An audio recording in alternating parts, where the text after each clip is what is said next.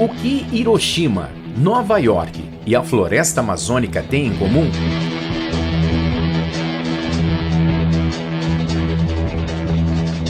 Como foi que surgiu o maior latifúndio do mundo em plena floresta amazônica, numa área maior do que a do estado do Sergipe e pertencente a um único homem, Daniel Ludwig, detentor na época de uma das maiores fortunas do planeta?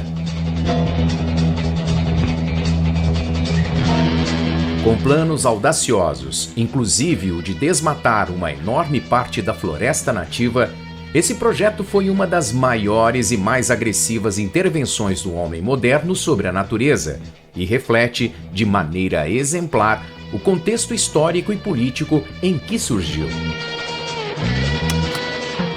A história do Projeto Jari é o que eu te conto nesse vídeo.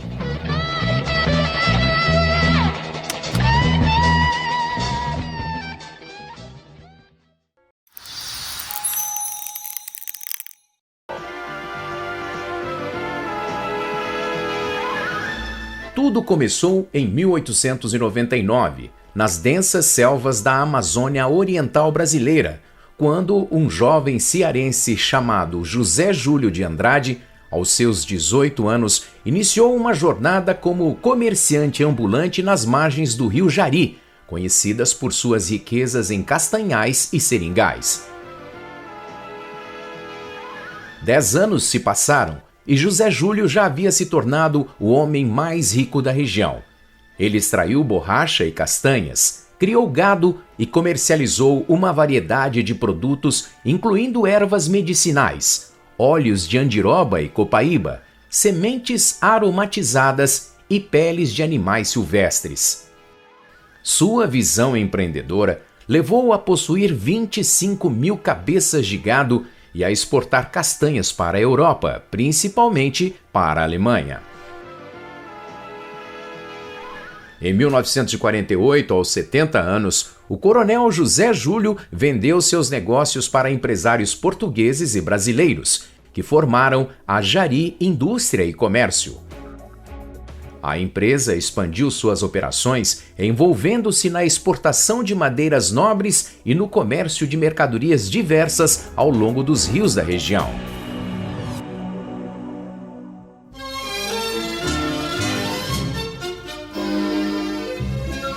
Em 1967, o mega empresário norte-americano Daniel Ludwig, então um dos 4 homens mais ricos do mundo, com um patrimônio estimado em 3 bilhões e meio de dólares, convencido pelo governo brasileiro que enviou a Nova York o então ministro do Planejamento Roberto Campos, oferecendo uma série de benefícios, decidiu investir no Brasil, adquirindo a Jari Indústria e Comércio. Com 1,6 milhão de hectares, área equivalente ao estado do Sergipe, a gleba localizada na confluência dos rios Jari e Amazonas se divide entre 2 estados, Amapá e Pará. Para que todas as atividades industriais, agrícolas, de extração mineral e vegetal, planejadas e desencadeadas a partir dos escritórios de Nova York pudessem acontecer, fez-se necessário a implantação de um enorme projeto de infraestrutura, com dezenas de quilômetros de ferrovias e centenas de quilômetros de rodovias rasgando a floresta nativa, um porto, um aeroporto e 4 cidades para todos os funcionários do empreendimento, junto dos quais nasceram diversos povoados ditos livres, sendo o maior deles Laranjal do Jari, destinado a abrigar os trabalhadores não contemplados no plano territorial do projeto. Em poucos anos, Laranjal se tornou a maior favela fluvial do mundo. Com o apoio do governo e seu projeto desenvolvimentista adotado pela ditadura militar, o Projeto Jari representou um período histórico em que o esforço de modernização foi hiperbolizado e a natureza entendida como um recurso e matéria inerte, nada mais. O desmatamento de mais de 200 mil hectares de floresta nativa da região, considerada sem valor comercial, para substituir por uma espécie exótica do sudoeste asiático chamado gamelina, com o objetivo de produzir celulose, foi primeiro ato do polêmico projeto do milionário, que invadiu o território de indígenas e ribeirinhos que viviam do extrativismo no entorno dos rios Paru e Cajari. Os conflitos entre os seguranças da empresa e os moradores tradicionais eram constantes. Ludwig também destinou cerca de 14 mil hectares para o cultivo de arroz, mais outras áreas para a criação de gado e para o extrativismo mineral de bauxita e caulim.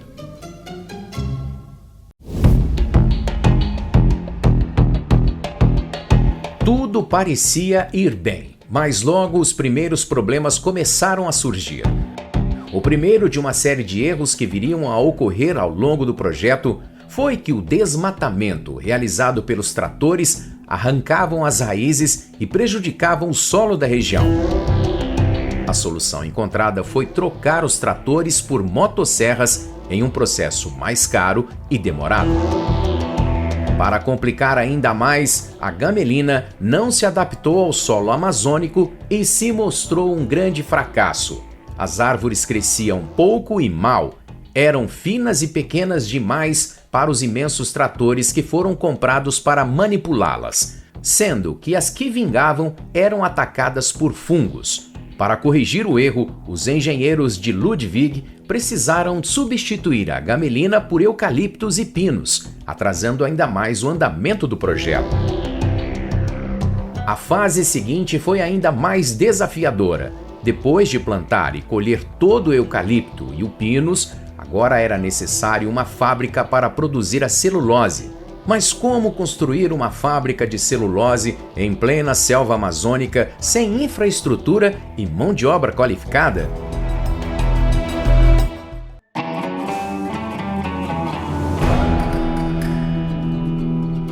Durante a Segunda Guerra Mundial, Ludwig tomou conhecimento da potência dos estaleiros japoneses. A bomba atômica jogada em Hiroshima tinha um objetivo: destruir a cidade onde se abrigavam os operários e técnicos do melhor estaleiro do Japão, o mesmo que construíra grandes belonaves imperiais que deram susto nos americanos, inclusive o célebre encouraçado Yamato. Logo depois da rendição japonesa, Ludwig conseguiu que o general Douglas MacArthur, que recebeu a rendição do Japão, os apresentasse aos dirigentes dos estaleiros de Kure. Ludwig se tornou amigo do principal técnico naval do Japão, Hisashi Shinto. Este, em face da conjuntura desfavorável em que vivia, afinal, os japoneses haviam perdido a guerra, aceitou um cargo na empresa de Ludwig. Eles tornaram-se amigos, sendo o homem forte de Ludwig no setor da construção naval, e por mais absurda que a ideia possa parecer, decidiram construir a fábrica no Japão e rebocar ela até o Brasil, que veio inteira para a floresta amazônica numa das etapas mais ambiciosas do projeto Jari. Na verdade, ele não construiu uma, mas sim duas fábricas gigantescas, uma de celulose e uma usina elétrica. No dia 1º de fevereiro de 1978, a fábrica de celulose e a usina de energia flutuantes deixavam o estaleiro na cidade de Kure, perto de Hiroshima, no Japão, com destino ao Amapá. Pesando 32 mil toneladas e com uma altura de 20 andares, cada uma das estruturas, que eram grandes demais para passar pelo Canal do Panamá, percorreram 25 mil quilômetros, levando quase 3 meses para chegar ao Brasil. Uma das imagens mais marcantes do projeto é justamente da embarcação com duas enormes instalações industriais sendo rebocadas pelo rio Amazonas. Agora, Ludwig tinha à sua disposição a tão sonhada fábrica de celulose pronta para entrar em produção. Porém, isso não era tudo. Ludwig queria mais. Inclusive, ele chegou a encomendar uma terceira fábrica flutuante para o estaleiro japonês, mas essa seria para produzir papel. Além disso, Ludwig também pretendia construir uma usina de alumínio para beneficiar os grandes depósitos de bauxita encontrados nas suas terras. Entre altos e baixos, os planos do bilionário americano estavam se concretizando, porém as coisas estavam prestes a mudar. A relação entre Daniel Ludwig com o governo brasileiro começou a azedar a partir de 1980. Para operar sua terceira fábrica e mais uma usina de alumínio no Jari, Ludwig precisaria de mais energia. Sendo assim, o empresário teve a ideia de construir uma hidrelétrica privada no rio Jari. O problema é que o governo não concordou com isso. Afinal, construir uma hidrelétrica era uma questão de segurança nacional. Além disso, a opinião pública começou a ser contrária ao projeto Jari. Insatisfeita com o fato do governo brasileiro ter entregue a riqueza da Amazônia para um americano, desse modo dada toda a burocracia em torno da liberação da licença para a construção da hidrelétrica, aos poucos Ludwig foi se desencantando com o projeto. Fora isso, logo outro problema surgiu.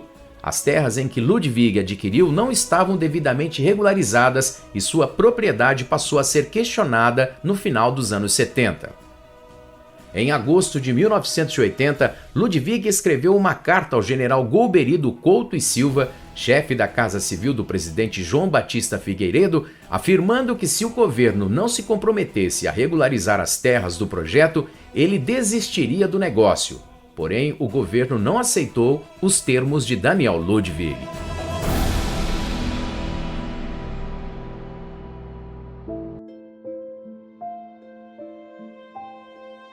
Depois de ter investido cerca de US$ 1 bilhão no projeto Jari, Ludwig desistiu.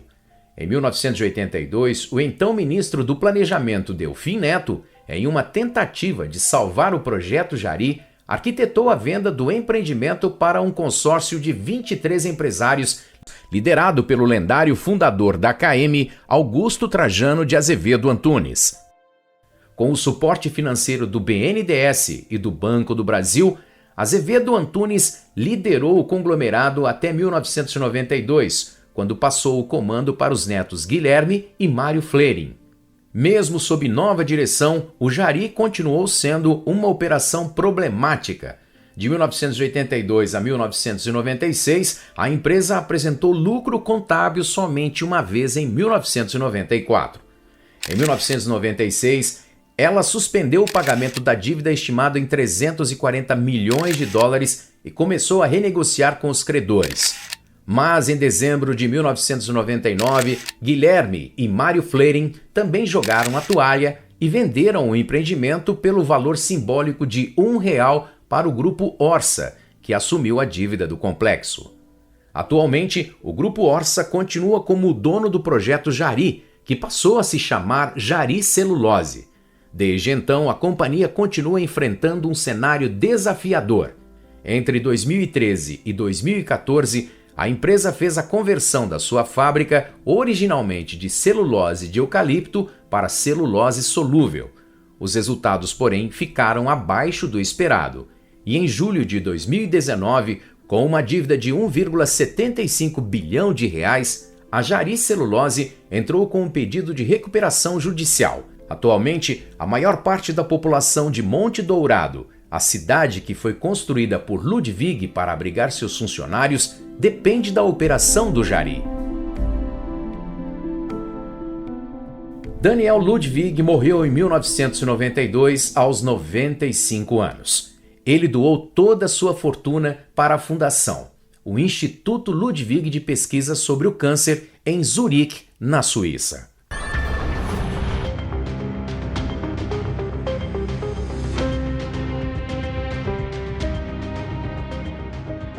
Por esse vídeo é isso. O que você achou dessa história? Escreve aqui nos comentários para a gente saber sua opinião. Obrigado por assistir até o final. Tchau! Nos vemos no próximo vídeo.